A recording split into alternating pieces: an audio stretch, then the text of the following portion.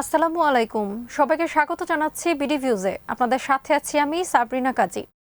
বলা হয়ে থাকে পৃথিবীতে 3 ক্যাটাগরির রাষ্ট্রনায়ক আছেন। এদের একদল টুইটার আসক্ত। এরা কথায় কথায় টুইট করেন, যে কোনো ইস্যুতে টুইটারে নিজের মতামতটি প্রকাশ করেন। এই শ্রেণীতে পড়েন মার্কিন প্রেসিডেন্ট ডোনাল্ড ট্রাম্প, ভারতের প্রধানমন্ত্রী নরেন্দ্র মোদী, ইরানের পররাষ্ট্রমন্ত্রী জাভেদ জারিফের মতো নেতা। আরেক দল আবার উল্টো, তারা ওদিকে হাতি বাড়ান না, যেমন রাশিয়ার প্রেসিডেন্ট পুতিন, জার্মানির চ্যান্সেলর অ্যাঞ্জেলা মার্কেল, চীনের প্রেসিডেন্ট শি জিনপিং। শেষের দলটি টুইটারে আসক্তও নন, আবার নিরাসক্তও নন। এরা কেবল প্রয়োজনেই এই মাইক্রো ব্লগিং অ্যাপটি ব্যবহার করেন। এই শেষের দলে পড়েন শ্রীলঙ্কার প্রধানমন্ত্রী মাহিন্দা রাজাপক্ষে। কিন্তু তিনি সবাইকে ম্যানেজ করে চলার কৌশল নিয়েছেন। কিন্তু তাতে কি তিনি সফল হবেন? আজ জানাবো সেই বিশ্লেষণ।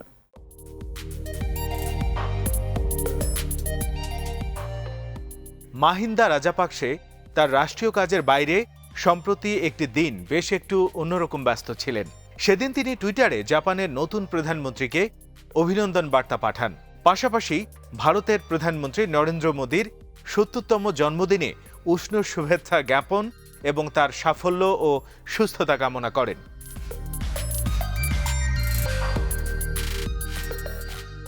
এতে অস্বাভাবিক কিছু নেই, তবে রাজাপাকসের তৃতীয় টুইটটি ছিল পিলে চমকানো। নরেন্দ্র মোদীকে শুভেচ্ছা বার্তা পাঠানোর কয়েক ঘন্টার মাথায় শ্রীলঙ্কার প্রধানমন্ত্রী টুইট করেন, আমি কলম্বো পোর্ট সিটি প্রজেক্ট পরিদর্শনে গেলাম। আমার সঙ্গে ছিলেন চীনের ভারপ্রাপ্ত রাষ্ট্রদূত এবং অপর কজন বিশিষ্ট ব্যক্তি। প্রকল্পটি সম্পন্ন হতে চলেছে।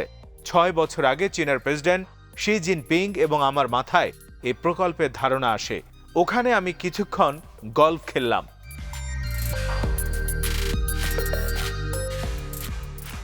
ভারতের প্রধানমন্ত্রী নরেন্দ্র মোদীর ৭০তম জন্মদিনে চীনের টার্ফে গলফ খেললেন রাজাপাকসে। শ্রীলঙ্কার জিওপলিটিক্সে এই ঘটনাকে নানাভাবে ব্যাখ্যা করা যায়।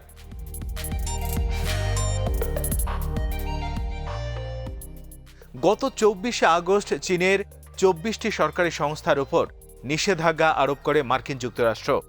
এসব সংস্থার মধ্যে চায়না কমিউনিকেশনস কনস্ট্রাকশন কোম্পানি বা সিসিসিসির কয়েকটি সহযোগী সংস্থা রয়েছে। সিসিসিসি হচ্ছে বিশ্বব্যাপী চীনের ওয়ান বেল্ট ওয়ান রোড কর্মসূচি বাস্তবায়নের অন্যতম ঠিকাদারি সংস্থা।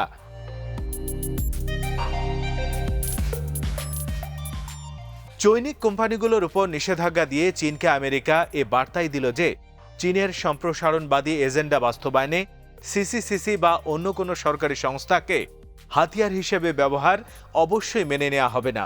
এই বিষয়ে ব্রিফিংয়ে মার্কিন পররাষ্ট্র বিভাগের এক সিনিয়র কর্মকর্তা সুস্পষ্টভাবে আঙ্গুল তোলেন শ্রীলঙ্কার দিকে। তিনি বলেন, দেশটির হাম্বানটোটা বন্দর এবং ওয়ান বেল্ট ওয়ান রোড কর্মসূচির একটি পরিচিত নাম। চীনের একটি সংস্থা এটি বাস্তবায়ন করছে। এই প্রকল্পে দুর্নীতি ও ঘুষ লেনদেনের বহু অভিযোগ রয়েছে। তিনি আরও বলেন, আমাদের মতো অপর আর দেশও শ্রীলঙ্কার সাথে চীনের ব্যবসা বাণিজ্য, একাডেমিক এক্সচেঞ্জ, ভিসা সহ নানা দিকে ওতপ্রোত সম্পর্ক নিয়ে উদ্বিগ্ন।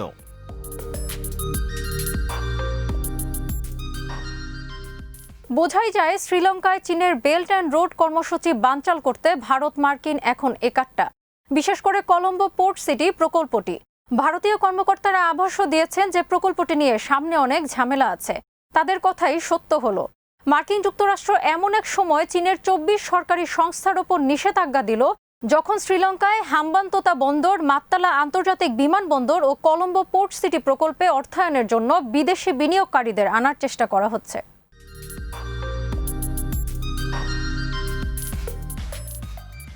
এমন এক ত্রিশঙ্কু অবস্থায় কলম্বোর এক ভাষ্যকার লিখেছেন, ভূ রাজনীতির এক কঠিন বাস্তবতার সাথে লড়ছে শ্রীলঙ্কা। এদেশের বহির্পরিবেশ আমূল বদলে গেছে, কিন্তু আমাদের অবকাঠামো উন্নয়নে বিপুল বিনিয়োগের চাহিদা একটুও কমেনি। বড় অর্থনীতির দেশগুলোর মধ্যে চীনই একমাত্র দেশ যারা এ বছরও ইতিবাচক প্রবৃদ্ধির রেকর্ড গড়েছে। ভারত অর্জন করেছে 16% নেতিবাচক প্রবৃদ্ধি। তাদের নিজেদের প্রয়োজন নিয়ে এতই বেশি ব্যস্ত যে তারা দেশের বাইরে বিনিয়োগের কথা ভাবতেই পারবে না।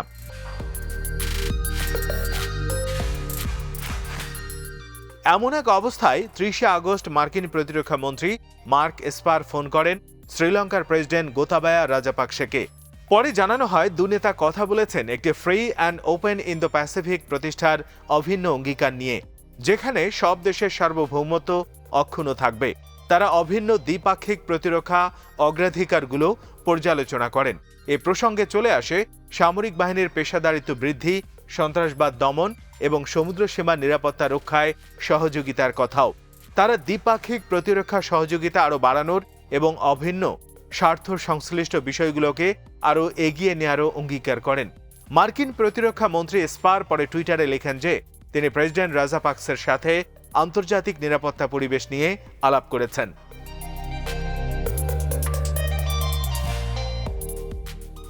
মজার ব্যাপার হলো, শ্রীলঙ্কায় জাতিগত পুনর্মিলন ও মানবাধিকার প্রতিষ্ঠার কার্যক্রম এগিয়ে যাওয়া নিয়ে কথা বলেছেন এসপার।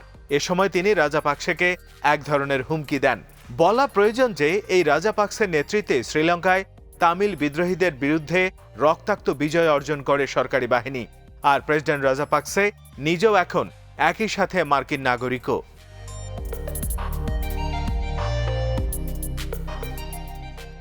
প্রেসিডেন্ট রাজাপক্ষের সঙ্গে মার্কিন প্রতিরক্ষা মন্ত্রীর এই টেলিফোন সংলাপও একটি বিরল ঘটনা।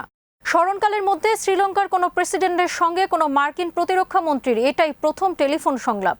গুয়াম যাত্রার আগ মুহূর্তে রাজাপক্ষকে টেলিফোনটি করেন এসপার। গুয়াম মিশনটিও চীনকে ঠেকানোর আরেকটি ত্রিদেশীয় উদ্যোগ।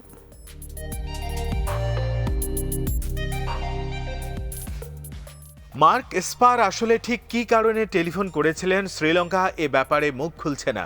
তবে মনে করা হচ্ছে শ্রীলঙ্কার সাথে সোফা চুক্তি চূড়ান্ত করতে চায় আমেরিকা, আর চায় কলম্বো বন্দরের ইস্টার্ন টার্মিনালটি দেখাশোনার ভার দেয়া হোক ভারতকে।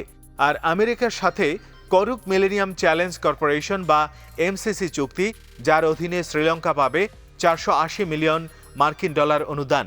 এমসিসি হচ্ছে মার্কিন পররাষ্ট্র নীতির একটি হাতিয়ার।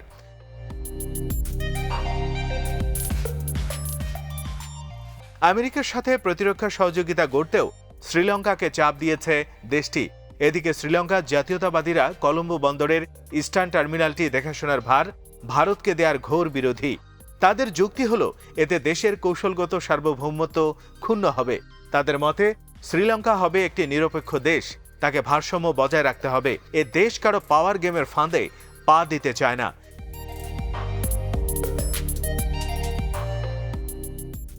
এদিকে চীনকে ঠেকাতে সাম্প্রতিক বছরগুলোতে ভারত মার্কিন গাঁটছড়াই হয়ে উঠেছে শ্রীলঙ্কার জিওপলিটিক্স। 2015 সালে শ্রীলঙ্কায় ভারত মার্কিন প্রথম সফল প্রকল্প ছিল দেশটির শাসক বদল। তারপর থেকে ভারত যথাসাধ্য চেষ্টা করে যাচ্ছে মালদ্বীপে মার্কিন সামরিক উপস্থিতির একটা অজুহাত খাড়া করতে।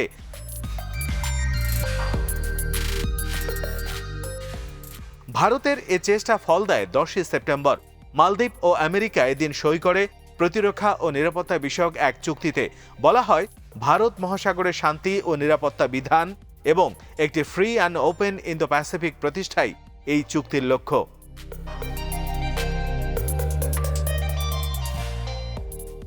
এদিকে এসপারের ফোন কলের 3 দিন পর শ্রীলঙ্কার প্রেসিডেন্ট তার দেশের রাজনৈতিক মানচিত্র বদলে যাওয়ার মতো কিছু ঘোষণা দেন। তিনি দেশের জন্য একটি নতুন সংবিধান রচনা, প্রচলিত নির্বাচন ব্যবস্থায় পরিবর্তন এবং নির্বাহী প্রেসিডেন্সি পুনর্বহালের কথা বলেন।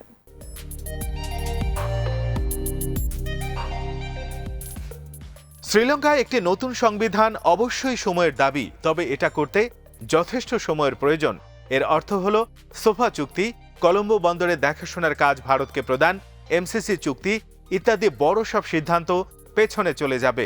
আর তাই মার্কিন প্রতিরক্ষা মন্ত্রীকে ধৈর্য ধরতে হবে।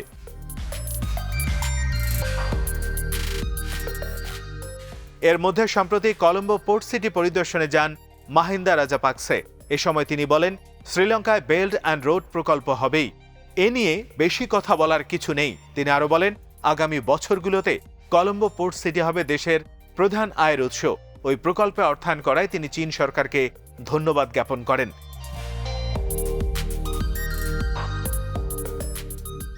এদিকে ভারতের হিন্দু মৌলবাদী সরকারকে খুশি করতে গত মাসে গরু জবাই নিষিদ্ধ করেছে শ্রীলঙ্কা সরকার। যে দেশে 99% মানুষ মাংসভোজী, সে দেশে এমন পদক্ষেপ অভিনব বৈকি। এখন তাদের মাংসের চাহিদা মেটাতে হবে বিদেশ থেকে গরুর মাংস আমদানি করে। এভাবেই চলছে ভারত লঙ্কা সম্পর্কের রসায়ন।